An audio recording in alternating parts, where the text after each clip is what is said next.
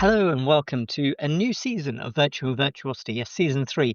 Those of you who are a bit more eagle-eyed and been keen on the podcast series will have noticed that kind of stopped sometime around late January, early February.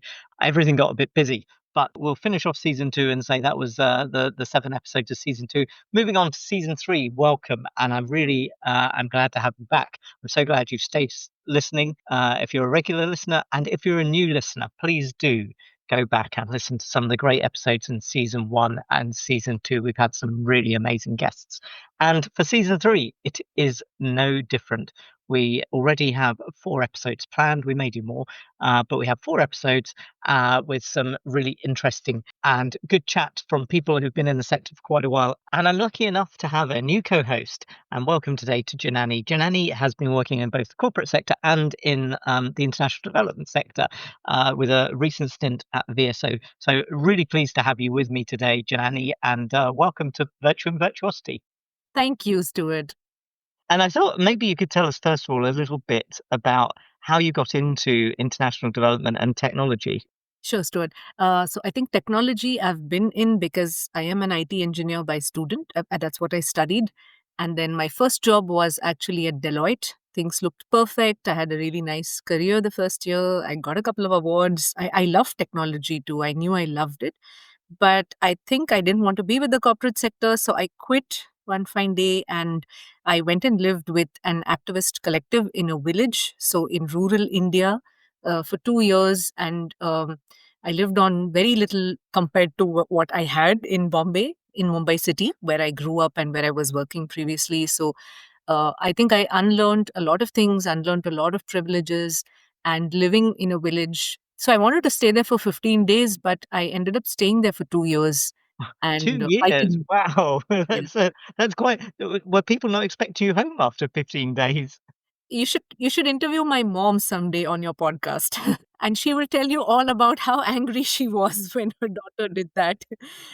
She was livid. She's like, going off to a village. How safe is that? What are you going to do? She was very, very scared, to be honest. It was a very hard time for her. But I would keep telling her that this is what I'm learning. And even in terms of technology, I think I could see firsthand what technology meant to the lives of people and what last mile service delivery meant and how casual mistakes in data can impact the lives of a poor person in terms of their welfare, the rights that they have, payment of wages, payment of pensions for the poor, and so many basic rights get severely compromised and affected if things in technology are more experimental and where people are made subjects to technological experiments. I saw a lot of that firsthand. So that was my inspiration. I think that's how I got into nonprofits eventually. I then worked with governments for a couple of years.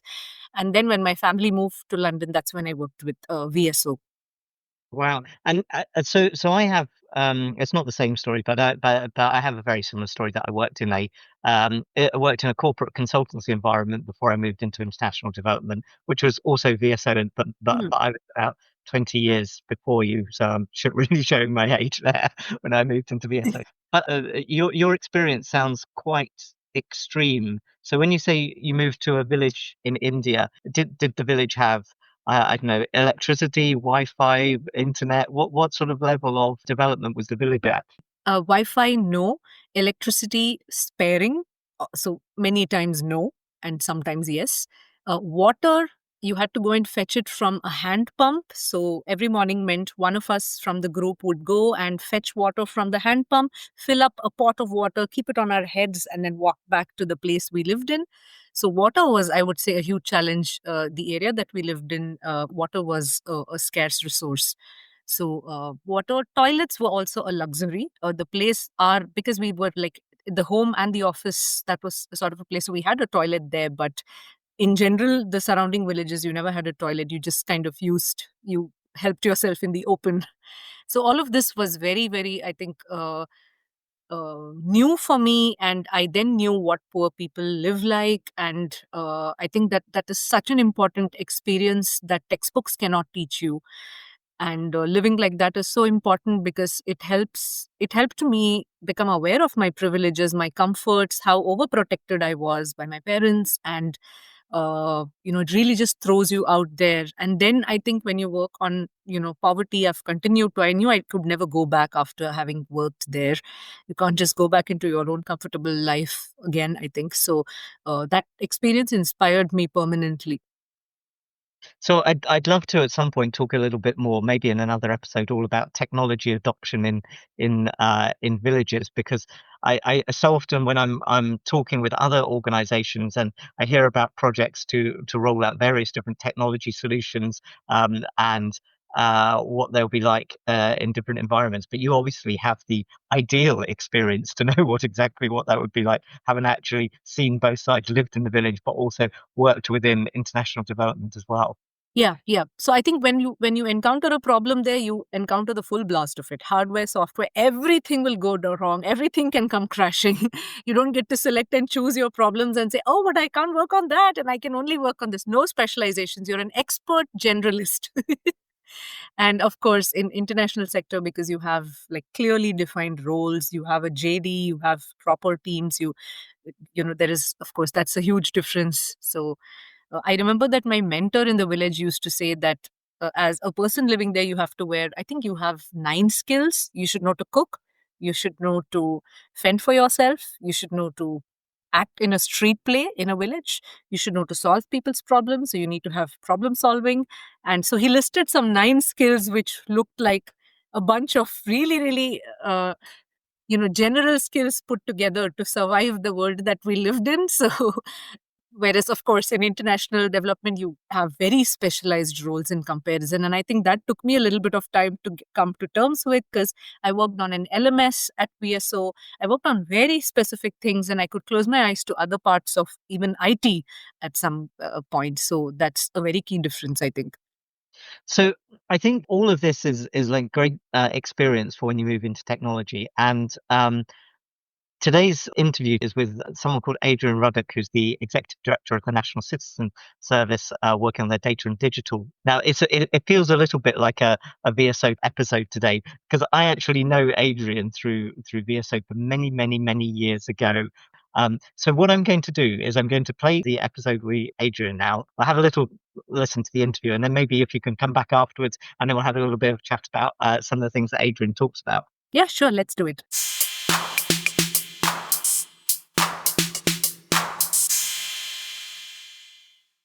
Hello and welcome. And today I'm joined by Adrian Ruddock. Adrian is the Executive Director of Digital and Technology at the National Citizen Service. Hi, Adrian. Hi, Stuart. So I say Executive Director of Digital and Technology at National Citizen Service, but National Citizen Service is going through a little bit of a change at the moment, isn't it? Yeah, I'm Executive Director for another 20 days, and then I am no longer, as slightly sadly, NCS is now in a closure period. We received the news, I think, in November. And so, yeah, we've just been going through the process of closing the organisation. So I was keen to get you on because it's a really interesting story all around National Citizen Service. And I'm not going to go into the ins and outs of why it's shutting down or what's happening there. But I think what's more interesting is to hear a little bit about the actual process, the work your team's been doing, what it's been like until you heard about this, and then what the periods have been like since you actually heard, because I think that's quite an interesting story. And I think lots of charities at the moment are going through restructures and downsizing and changing and change priorities. And I think it's a really fascinating case study in what happens when an organization that's having a lot of impact and has a lot of data winds up. So I don't know if maybe if you can start just telling us a little bit about pre-November, what your role is, what your team were doing, what National Citizen Service were doing. Sure. So NCS is a youth sector organisation that started off providing a kind of one product experience, which was a residential programme that helps young people in their transition to adulthood, and focused on giving them an outdoor experience and challenging them and having mixed teams so people form new relationships, learn new skills, and work together to be able to create shared outcomes. And then they did a week in the university experience, and they learned skills. They did things like cooking and budgeting and things that schools don't tend to focus on, with a voluntary experience at the end. So they came back into their communities and did something that they felt strongly about in their own community. So I was reading an example yesterday about how Leicestershire Pride was initially ran by a group of NCS graduates, and they set it up in 2017. And that was the initiation of Pride Festival, because the young people felt like that was something that was needed in the community where they lived. So lots of young people, some young people worked in old people's homes, did different things. The idea is that you had that outdoor experience, then you did something that was in more skills based, and then you ran a community project in the communities that you lived. So that was our main model for most of the time that we ran. And then in the last 3 or 4 years, because of a slightly different funding climate and wanting to meet more young people, we ran some digital experiences as well. So we looked at some of those things that we did purely in person, and we had digital experiences as well. So most recently, we had a game called Neo Haven Noodles, which is actually a really amazing game. It won an award this year, and it taught you around setting up a business and the challenges that you might have, and how much you invest and how much you put into stock. And it's quite fun. I played it quite lots of times. And we also grant funded a lot of organizations. So organizations with young people that we wouldn't traditionally reach. So young carers, organizations that ran programs within their own communities. We grant funded those as well. So we had 3 elements to our program towards the end. So that's NCS. Obviously, as an organisation, I've spent almost a decade with. I love NCS and felt like it was enormously impactful, and sad to see it close, and excited to see what the government does next with young people. And hopefully, I guess, as somebody that cares about outcomes for young people, really hope that that's an improvement, because I just want the best for young people and the best outcomes for them. I've got a bit of a soft spot for employability type charities, having done some things with King's Trust as well, and knowing some of this team. Just the idea of filling that gap and trying to help people who come from either disadvantaged backgrounds or people who need assistance in some way to get into the jobs market, and the variety of things that different charities do, I think really valuable. So out of interest, how many people has NCS helped over the last 15 years or so that it's been around? It's over 1.5 million experiences delivered. So they might not be unique people, because some people might have done more than one experience. But yeah, we're over 1.5 million experiences delivered. That's an amazing number. Whenever I do a deep dive into a charity and find out a little bit about what they've done and hear about the impact and scale of the work, I'm always, without fail, I'm always amazed and like, my God, that's tons. 1.5 million experiences over the last, is it 15 years since? Well, I think it's about 12. It depends on because we had some pilot years and things like that. So it depends when you talk about our initiation, but under the sort of the NCS banner, about 12, I think. And so you've led a digital and technology team within NCS for quite a few years, and many of the people who listen to this podcast are either leaders of those teams or on the exec teams or sitting within those teams. So can you just tell us a little bit about the team in terms of what sort of roles, what sort of remit you had in terms of the capability? So we had quite a diverse team. So our main platform was always Salesforce. So we had, in terms of like internal expertise, we over-indexed on Salesforce. And I think that was one of the real advantages of the way that we structured our team, is that we sort of focused in on one technology and really worked at that significant scale and impact. But on top of that, we have still an information security team. As an organisation that has been founded within the sort of last 12 years, we were really lucky that we didn't actually have any on-prem infrastructure. So we didn't have any servers, we didn't have any actual physical infrastructure.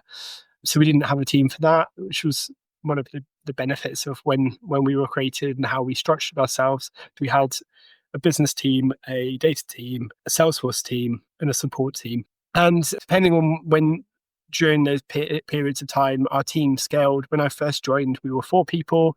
At our peak, we were 40 people. At the moment, we're about 12 people. And as of the end of the month, we'd be no people. So I think it's been really, I think one of the interesting things about that journey is just being like operating at those different levels and learning how to scale a team and build something up. And then towards the end and the last few months learning how to close it down. I guess one of my reflections is that you don't often see that journey. Like you normally you join and you are part of the journey for quite a limited amount of time, and you see that organization during that point of scale. What's been really fascinating to me is just being there through it being very, very small and very startup-y to being a scaled organization to being closed down, and all of the different phases and all the different skills that you need at the different phases. And that's what makes NCS quite unique, and I think it's quite interesting. As you were saying this, I was thinking about the workshops I've run where I say to people something along the lines of, okay, let's picture you're a startup and let's start with the blank sheet. You obviously wouldn't have all this legacy tech that you've got now. How would you do it? Whereas you actually had the advantage of not having all that legacy tech, as you said, not having anything on-prem, being a cloud-first organization. And I guess that's helped you along the way. But as you've started to shut down now, I think probably the next thing that's probably in my head here that everyone's probably thinking is, okay, how do you shut down an organization? How does that work? What's the process like? And when I mentioned it to someone I was chatting to, they were like, "Oh, isn't that just a case of just turning everything off? Isn't that just a few days' work?" Yeah, I have to admit, it's not something I had much insight on until I had to do it either. I mean, every circumstance is unique. Our circumstances were that we found out we're a Royal Chartered body, and so when an organisation of our type is closed, it's done through an announcement in Parliament. So we found out almost all simultaneously that the organisation was closing. So we didn't have a change curve to go through. Like I guess in other more normal situations, you have like the organisations at risk of closure. You have maybe a redundancy process that kicks off before, and you might be included, you might not, or there's more of a build up. So for us, it was more. I guess it was a fairly shocking it was a very quick process that we underwent. So most of my team, like just on a really practical level, most of my team were at Salesforce on the day that they found out. So I wanted to communicate with them as quickly as possible to explain to them to be there when they found out the news, and to reassure and talk to them about whether they were, how they were doing. So I guess there's like something really practical around that. And then I guess the emotional response was one of the things I learned, was that I tried not to try to control how people felt about things, and I had to let go of that. So I had to sort of like assume that people will be upset or people be angry, and different people experience different emotions at different points, and you kind of just have to let people process that. So I guess the first thing to say is that it is an emotional thing. You find out that your organization's closing, you feel aligned to that organization, you probably chose to work for that organization for emotional reasons as well as other reasons. So there was definitely a bit of learning around like giving people space to come to terms with the news, accepting where you find them emotionally, giving them support, but also letting them experience the emotions that they needed to get through that. But as a leader, traditionally, you're taught that you should model the behaviours because your team, the people will be looking to you for advice, for help, for direction in times like this. And did you find that in terms of modeling good behaviors, surely, I mean, that must have been pretty difficult because you had no warning on this. You didn't have a week or two to think through your plan. You just sort of woke up one day and then discovered that, Yeah. okay, I'll be a new sort of leader here. Yeah, I think part of that comes down to what you determine to be good behavior in this instance, because I think a lot of my reaction is I am fairly I experience emotions, that we all do, but I try not to be too separate around them. So if I feel like I'm feeling an emotion, I tended to make my team feel okay with that and say, I'm feeling sad, or I'm feeling angry, or I'm feeling this, and therefore give people space to feel emotions at work and not to have to hide that and be okay when you're not okay. So I guess that was my response, and just to make it okay to talk about how you're feeling and be whatever you felt at that moment. and be comfortable with that. And that wasn't how I was before, if I'm honest. So I became much more comfortable about emoting and sort of saying that I just feel really tired today, or I feel really fed up, or I feel really disappointed, or I feel a bit sad. And I took more time to allow the team to feel those things as well. So we became more comfortable with being emotional at work, just because it did feel really difficult to not be. And I guess from that, you kind of like, when you get through that a bit, the expression of emotion, and everyone's in different stages. So some people are angry, some people are sad, some people are numb, some people aren't too worried about it, maybe are fairly neutral about it. There's all kinds of different things going on. And then fairly quickly, I realized that the first priority is evaluating the things that you were going to do. So you kind of have to do a stop, start, continue on everything that you were doing, because some of the things that you were going to do, in our instance, actually, the priority was to keep the business running. We found out this news, I think, in November. Until March, we were running the business as usual. And you need to reassure enough that you want to keep people that are good, to keep the business running for as long as possible. And you want to understand the people that are going to leave fairly quickly. You kind of want to start to understand who they are, because you might need to put retention and recruitment plans in.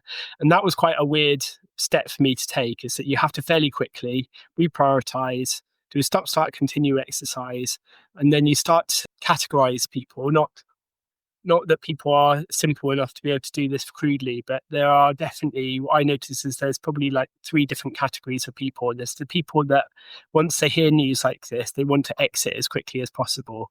So they understand that their priority is continuity of job, and they want to find permanence. So therefore, their priorities are to leave as quickly as possible. There are the people at the reverse end of that want to stay and want to make sure that things are done as well as possible, because they think their motivation comes from knowing that NCS, even if it is going to be closed, NCS is closed as well as it can be.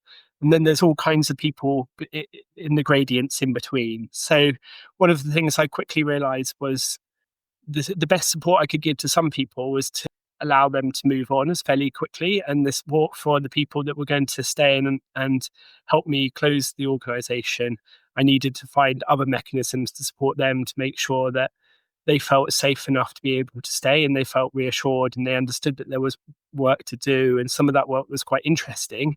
So you kind of try to understand where people are at and what support they need, and all of those responses are absolutely fine as well, and normal. That some people, it's completely understandable. Some people want to leave and they want to do it fairly quickly.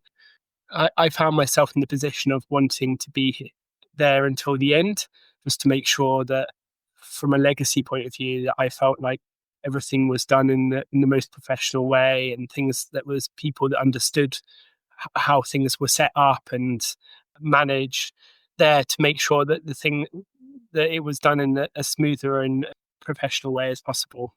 Does that help? So I'll tell you, it sounds incredibly thoughtful and considered, and it sounds a very good approach you're describing there. But what I'm struck by is, often when the big changes like this happen, I've sat in organizations and committees and boards and groups where something like this is going to happen, but they've known in advance, and they've known, I don't know, maybe a month or something like that, where they've known we're going to have to go through a big change, and then there's a huge amount of comms planning and thinking about, okay, who's it going to impact? What are we going to do? And then you'll have like a date circled on the calendar. Okay, it's happening in 3 weeks from now. Let's make sure we've got everything lined up, so as when it goes live, the announcements about all this, we're all prepared. We've got people lined up. I'm saying all of that because obviously you have none of that at all. But what you've just described there sounds to me, having been involved in processes like this before, it's not in shutting down an organization, but in terms of big change processes, it sounds a very good approach. And I guess I'm curious, did you get a lot of guidance? So you're a leader within an organization. Did you find that as a leadership team you really pulled together and you were helping each other out here, because you all had teams you were trying to bring through this? I think so. So one of the other odd things around this closure is that we had a new chief executive. It was actually our new chief executive, or interim chief executive's first day that this news was announced. So Michael, interim CEO, was amazingly supportive and was a really calm voice throughout this. And I think one of the things that he suggested once we'd got through the news was that we were going to have principles around how we dealt with the closure. So we agreed that we couldn't make decisions unless we had some agreed principles. We had things, example principles, put young people's needs first, and then respect and protect our staff was another one. We came up with this whole, I think, 9 or 10 principles that we were going to make decisions through these lenses. And I think, so we had ones around like information security and data protection and sort of like, but we put young people first and our staff second. And then when we made decisions, we put it through those lenses. And I think that really helped us, because it felt really overwhelming when we heard the news. And it's like, how are you going to do that stop, start, continue exercise? How are you going to make sure that this is done in the best way possible? How are you going to build the relationships with the teams that you now need to do to run the projects that you have to actually do to close? And I think that insight really helped me. We created a framework that we could make decisions under fairly quickly. And then once you had that framework, you could, when decision making came up, you could say, is this good? Is this going to have good outcomes for young people? Is this going to protect our staff? Is this going to create information security risk? Is this going to manage public money well? Is this going to, and you went through this kind of checklist. So that helped with the decision-making process, I think. The other thing is, once you kind of like, that's like the continuity of the projects and work that was existing, you then get through that work, and we had to set up a whole new project that was just closure. And for that, we had to have like really good, strong working relationships, not just within our organization, but within our partner department in government. And there was definitely resistance at the beginning, because they are the people internally might be seen as the people that were closing us down. So, but actually, I think through doing that work, we became quite close to them, and they have been great and supported us in this process. And I think that was really important early on, was to work out how you're going to close this in the most effective way. Because I think all of us, a lot of people listening to this podcast, and most of us that work in the not-for-profit sector, do just work for the benefit. A major motivation is delivering benefit to the beneficiaries of their organisation. And I think keeping that in mind throughout the closure process is really important, that if you don't do this well, that it does the inverse that you set up, that you came to work for the organization, that if you don't close it well, then the value of what you did is reduced. It creates risk for, in our instance, young people, that whatever happens next might not be as good because you didn't make sure that your learnings or your issues were passed on in a responsible way. And I think that was definitely something. I had a member of my team fairly early on in the closure process come to me and say, why are you still working late? Why are you still caring as if NCS isn't closing? And the question really threw me, if I'm honest, because I didn't have, in the moment that the person asked it, I didn't have a good answer. And so I took it away and reflected on it, and can answer that question now in a way that I couldn't at the time. And I think the answer is, I've always been someone that takes pride from doing something well. Like, whatever the task is ahead of me, if I was purely motivated by finances or I had different motivations, maybe it would be different. But I've always wanted to work for an organization that I felt had a positive impact on the world. And second, I've always taken pride in the work that I do. And I just orientated myself around those two principles, really, and said, even in a closure situation, there are decisions that I can still make to amplify the good that NCS did, and to make sure that we do it in a way that protects young people and the impact of the organisation had, and gives me a sense of pride that we did it as well as we could right until the end, and that the decisions that we made still were good for young people, protected our staff, made sure that we had a legacy, that we we didn't waste any public money. All of those same principles still exist, and they exist right until the end. And I tried to just orientate around that. Going through closure is a shocking experience. And I think one of the things you said earlier, Stuart, around yourself, I started to put in more mental health first aid, or like trying to make sure I was okay. Because actually, as a leader, you have to be okay to help other people, and you have to therefore maybe put more effort into making sure that you are okay. And that was definitely something that I learned through this experience, is just taking time out, seeking support. So early on, our people team created outplacement support for people. So we had a company called Renovo that support organizations that are going through change like this, with CV writing, with emotional support, all kinds of support that they can put in. So I think one of the good decisions we made is that we brought in contractors and consultants in various places across the organization to help us, to give an external point of view.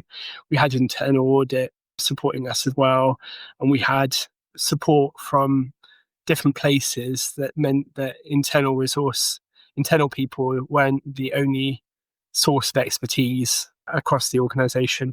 I think what you're saying there, which is really interesting, is so if I hear the story of NCS, my initial gut reaction is, how on earth would you cope with that? How on earth would you deal with such a major change? How would you do it?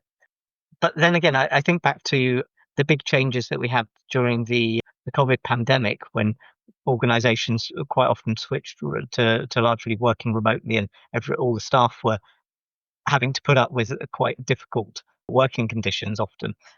And the thing within charities, which I saw helped, which I think is what I'm hearing here, is that interesting mix of engagement, the things that get staff, people in charities engaged with what they're doing, and that's the mixture between the loyalty and dedication to the organization, to the institution, to the place you're working, but also above and beyond that, what was your very first principle to say, we'll put young people at the heart of this, we'll put them first, is the loyalty to your beneficiaries. And I think that's probably undercooked. People don't realize just how much that goes through most people who work in charities, is that they have their loyalty to the organization, but above and beyond that, they actually have that loyalty to the beneficiaries, to the people that the causes that the charity is trying to help.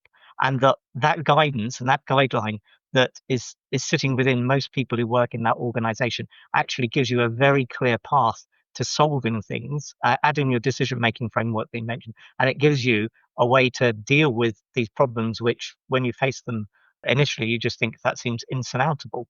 I think the other thing is just how, once we got through the kind of like the shock bit, the stop, start, continue, and then you get into like essentially running a closure project, how normal that feels. And one of the things I didn't expect was that our team had quite a big job ahead of them. We had to evaluate each of our systems to make sure to work out where it was going to go, whether it was going to be closed or whether it needed to be inherited, whether the data was going to find new homes.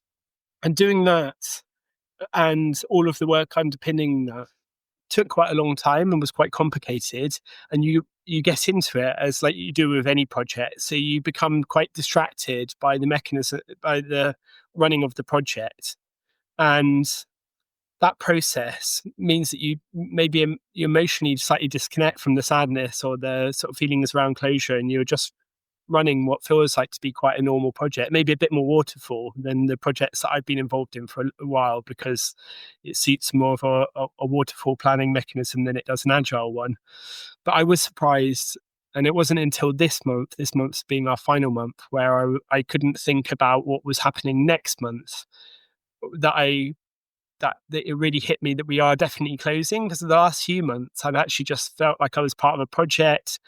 We had new people joining us at various points because of people leaving, and so therefore we had new people. So it all felt quite normal for surprisingly normal, I guess. Some of those projects involved learning new skills. So we had to learn around. We brought in a data backup and archiving tool that people were learning new things. We were lucky enough to be able to offer people training and development. So there are people going on courses and things in that area. So for the last few months, weirdly, you kind of go through, I guess there's different phases. You go through that kind of like shock and upset and then reprioritization of the things that you had ahead of you. And then you create this new project, which is closure. And then you get into that. And then there is definitely a period of time where things feel quite normal again. And you're just running that as a project. And that project's hopefully going quite well. And people are quite busy. And I think when people are busy, they don't necessarily have time to be upset or do other things. So I was surprised. I hadn't predicted for a period of time how normal things would feel. And just that essentially you're running a project, and the project that has a goal at the end of it, and that people are orientated around that. And for a period of time, definitely, there was a feeling of normality because people are used to working on projects and they're used to feeling like the outcomes are tied to the project goals. And it wasn't for me until this month where, there wasn't a next month. And I can now see the end of the project. But even then, it's kind of split because I get quite involved in wanting projects to have great outcomes. And although this is a really odd project, there's something still satisfying. Like we've had various project milestones met in the last week, and you think, I still feel weirdly, maybe, but I feel proud that we've got to that place and we're closing down work streams and we're having good outcomes from those projects. So I guess the final question is what happens on July the 1st? So after the organisation shut down, I know I've had some interaction with NCS and I've been doing a few things, and I know your team deeply respect you and have loved working for you, and so you're going to wake up on July the 1st without that team. And all of the people within your team and the people who've moved on already are all already waking up without that team. Some of them, and there's a whole load of things which are just going to just not be there on July the 1st. And have you thought about what happens next, about what happens next for yourself, what happens next for the team in terms of will there be an NCS alumni or group that's formed? Will you still get together? Will you go down to the pub and have commiseration drinks, or have you thought about those things? The honest answer, a little bit. So there was like a whole feeling of like, what do you do at the end? And we had a closure event, and different people have left at different times. And one of the things that you don't want to do is keep having closure events. So we will get together at the end. I think that people will stay in touch. I think this has been a special organisation, but this process, I think, has bonded us more because we've been through something that has been emotional and has been bonding for that reason. One of the things about NCS was that you take a group of young people, and they're a mixed group of young people, and then you ask them to do something that is outside of their usual experience, and they bond very quickly. And I feel like a little bit that's happened to us as a team, is that we've had something quite difficult to deal with and we bonded more through that. So I think that we will stay in touch. Obviously, you never know with these things. I think that I would love to stay in touch with my team anyway. And I think in terms of what's next, a lot of people have been snapped up really quickly. I still have some great people that haven't been snapped up. So if anyone's looking to recruit some amazing individuals, then please do get in touch with me, because I do know some great people that are still looking. Some people are taking some time out because it has been a difficult period of time, and what I feel like the best thing is to rest a little bit before they take on the next challenge.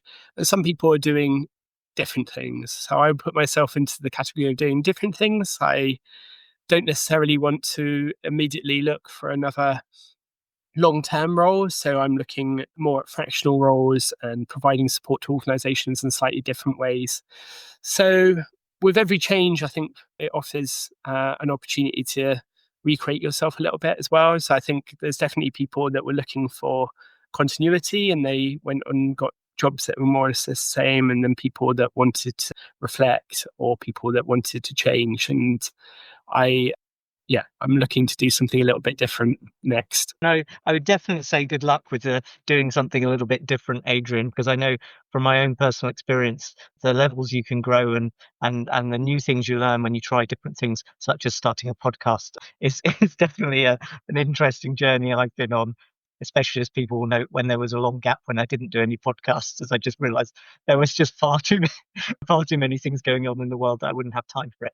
Adrian, it's been absolutely fantastic talking to you. It's also been great. I would really like to re-emphasize what Adrian said there. There are some people who are working at NCS who will be finishing on June the 30th and don't yet have things to go to. And there are some amazing people who have done some great work there. And so do get in contact with Adrian.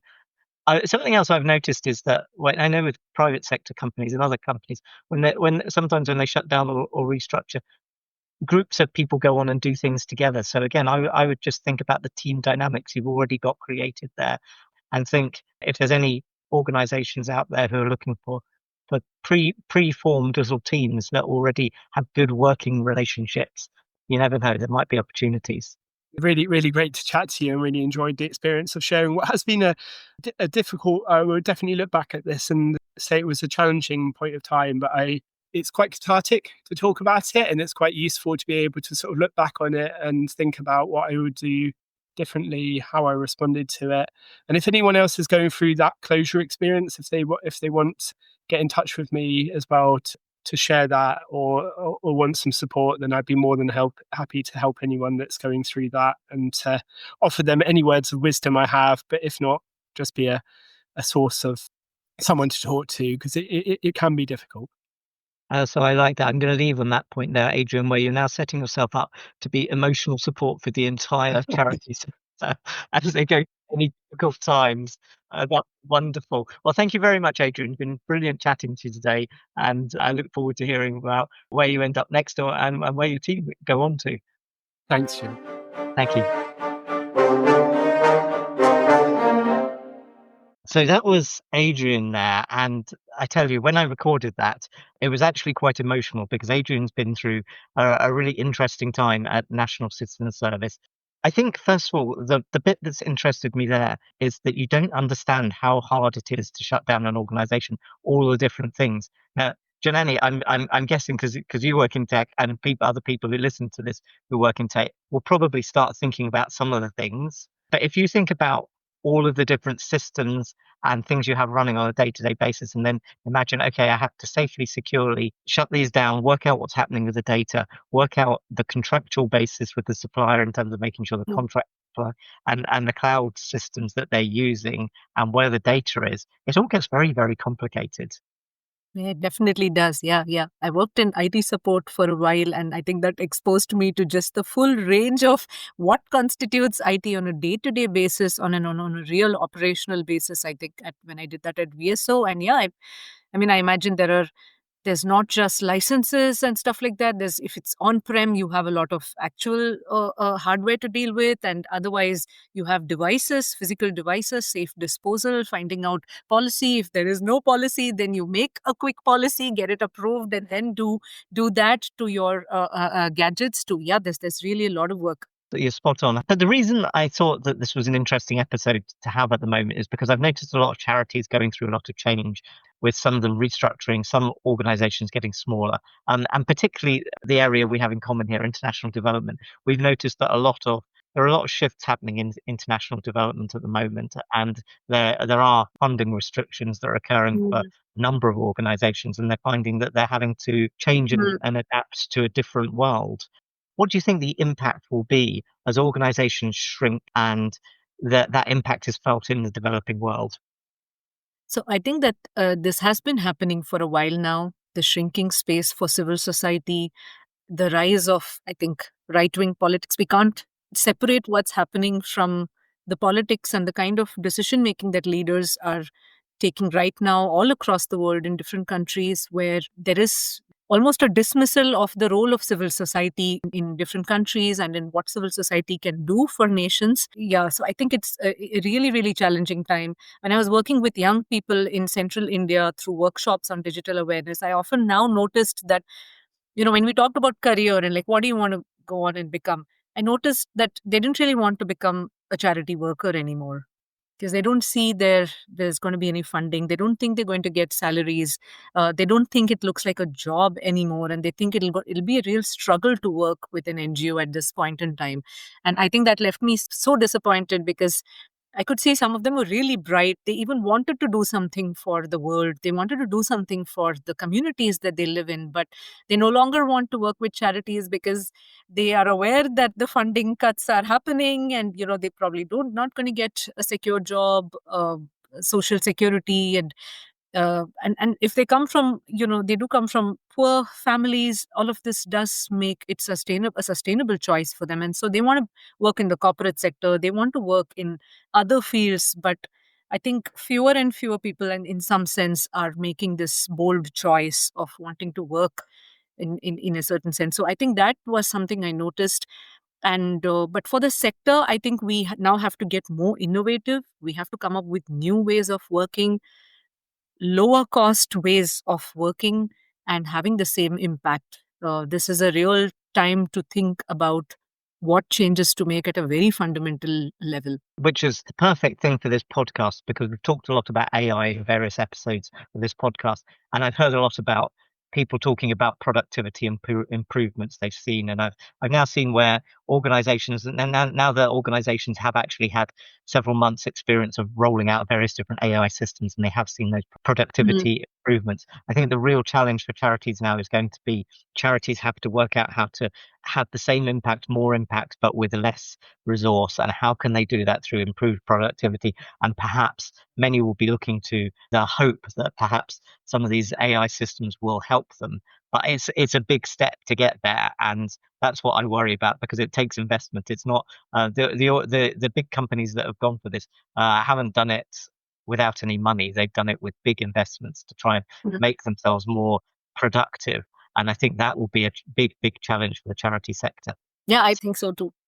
So another thing that I noticed in Adrian's podcast, which I mentioned at the start, is that it was quite an emotional recording, and it's quite interesting to see how leaders deal with that and understand that people are going through change as well. Yes, Stuart. I don't know if this is because I think being a woman, I really related to the fact that he spoke about emotional vulnerability so freely and so easily, and about also encouraging his team members to really allow themselves to express the emotion that they are experiencing, and for him to be holding space for that and to even talk about that in the framework of technology, I think is just so important. Because too often I think we get lost in checklists and in being very professional, and somehow professional and being emotional somehow cannot coexist in the same framework. And the whole conventional idea of efficiency somehow we feel gets compromised, I think. So I thought it was really interesting that Adrian was so honest and vulnerable about the fact that this is very painful for a lot of people to go through. This can be really hurting, and we don't know what people's personal situations really are and how much a job would have meant to them. So I think it was very interesting that he really kept space for all of that so openly as a leader. Yeah, I've noticed that across NCS, actually, they've been really good at that, at understanding, because it's not just a team or a group that are being made redundant or that are shutting down. It's an entire organization. And when you've had 12, 15 years of history of people working together and developing those ways of working, and then suddenly it's June the 30th is the date that they shut down. June the 30th, that will all be gone instantly, and even the website will disappear. They won't have the website to go to or anything like that. So it will feel like the organization has disappeared. So I think that emotional side is really important. I picked up on that a lot through the interview as well. Brilliant interview with Adrian, I thought. And thank you, Janani. It's been absolutely great having you on as a co-host. Hopefully to come back for another episode as well. Thank you, Stuart. I enjoyed it too.